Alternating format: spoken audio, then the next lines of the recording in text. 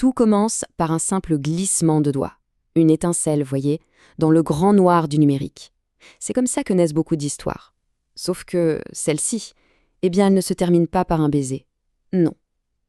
Elle se termine dans le sang. Ce que je vais vous raconter, c'est le dossier d'une ombre. Une ombre qui chasse, bien à l'abri, derrière un écran. Ces mots, il faut bien les écouter. Ils ne viennent pas de moi. Ils viennent des archives officielles. Et ils parlent d'une peur qui sommeille au fond de nous tous. La peur que la prochaine rencontre, celle qui semble si prometteuse, soit en fait la toute dernière. La peur que derrière le sourire d'un profil se cache un monstre. Elle s'appelait Samantha Stewart, une infirmière. Imaginez un peu. Elle passait ses journées à sauver des vies. Mais ce qu'elle ne pouvait pas savoir, c'est que la mort, la mort, elle, l'observait déjà. Elle approchait, lentement, le doigt posé sur un écran, dissimulé derrière le visage d'un parfait inconnu.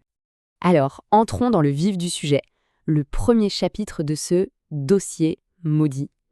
Au début, tout semble normal. L'histoire commence comme des milliers d'autres. Un match sur une application, un rendez-vous, une soirée qui a tout d'ordinaire.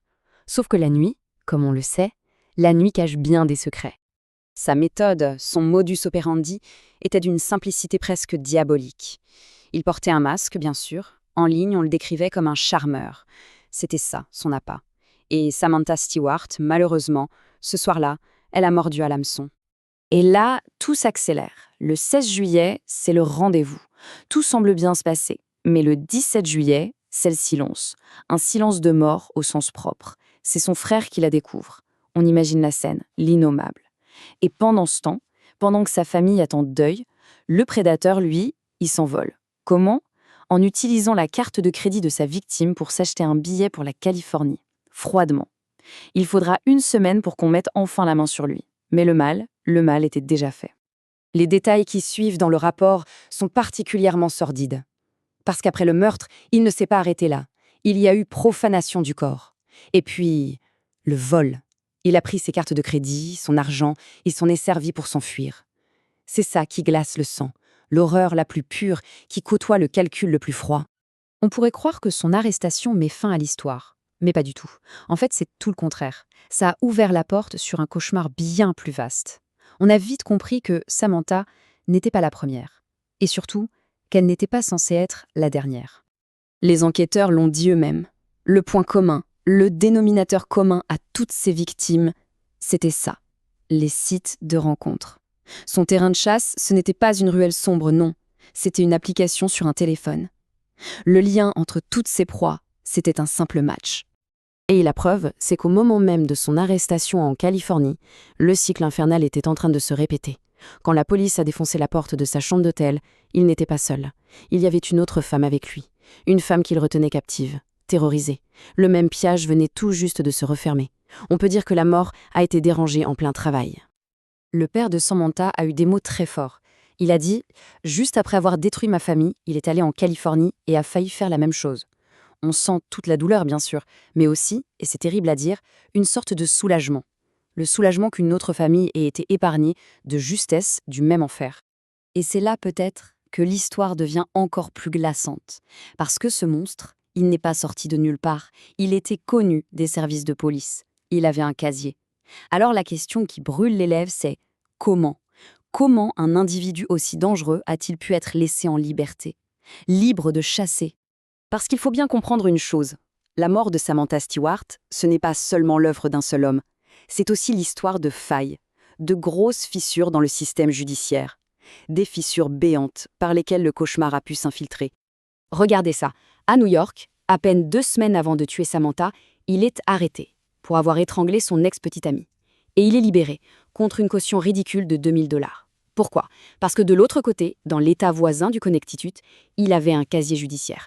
Mais un casier bien rempli. Des condamnations pour strangulation, harcèlement. Le problème, c'est que les tribunaux de New York n'avaient pas cette information. C'est aussi simple et terrible que ça, une information manquante. Le juge n'était pas au courant de son passé violent dans le Connecticut. Le procureur non plus, l'avocat commis d'office non plus, personne ne savait. Un dossier incomplet, une simple feuille de papier qui n'a pas traversé la frontière, et ça a signé, indirectement, l'arrêt de mort de Samantha. Maintenant, essayons de comprendre, ou du moins d'entendre, ce qui se passe dans la tête de ce prédateur. Qu'est-ce qu'il dit, lui, pour expliquer l'inexplicable? Les archives officielles dressent un portrait factuel, mais ses propres mots, eux, ils dessinent un véritable abîme. Alors, voilà ce qu'il raconte. Depuis sa cellule, il affirme souffrir de schizophrénie, de troubles bipolaires. Il dit qu'il entend des voix qui lui auraient ordonné de tuer, qui lui auraient dit « elle devait mourir ». Il va jusqu'à se décrire comme un simple passager dans son propre corps, un pantin en quelque sorte, forcé de commettre ses actes. Et le plus troublant, il prétend même qu'il voulait se faire prendre. Sauf qu'il y a un mais de taille. La version des autorités est radicalement différente. Dans les dossiers officiels, il est écrit que Danuet Dratan n'a aucun antécédent de maladie mentale, aucun diagnostic, rien. Alors la question se pose, est-ce de la folie ou est-ce la ruse ultime d'un manipulateur de génie? Aujourd'hui, le prédateur est derrière les barreaux. Le temps de la justice est enfin venu. Mais cette histoire ne se termine pas juste avec un verdict. Elle laisse derrière elle un avertissement, une sorte d'écho qui résonne et qui peut hanter nos nuits. La liste des charges retenues contre lui à New York est longue, très longue. Meurtre au 2e degré, bien sûr, mais aussi inconduite sexuelle, vol qualifié, usurpation d'identité, possession de biens volés. C'est une véritable litanie, une tentative de mettre des mots sur l'horreur. Pour tout ça, il risque de passer le reste de sa vie en prison. Et voilà, le dossier se referme. Mais il laisse une question en suspens. Une question qui reste avec nous. À notre époque, à l'ère des rencontres en ligne, derrière les écrans, qui regarde vraiment? À quoi ressemble la confiance quand on est dans le noir du numérique? La question, elle, reste ouverte. Et elle fait terriblement froid dans le dos.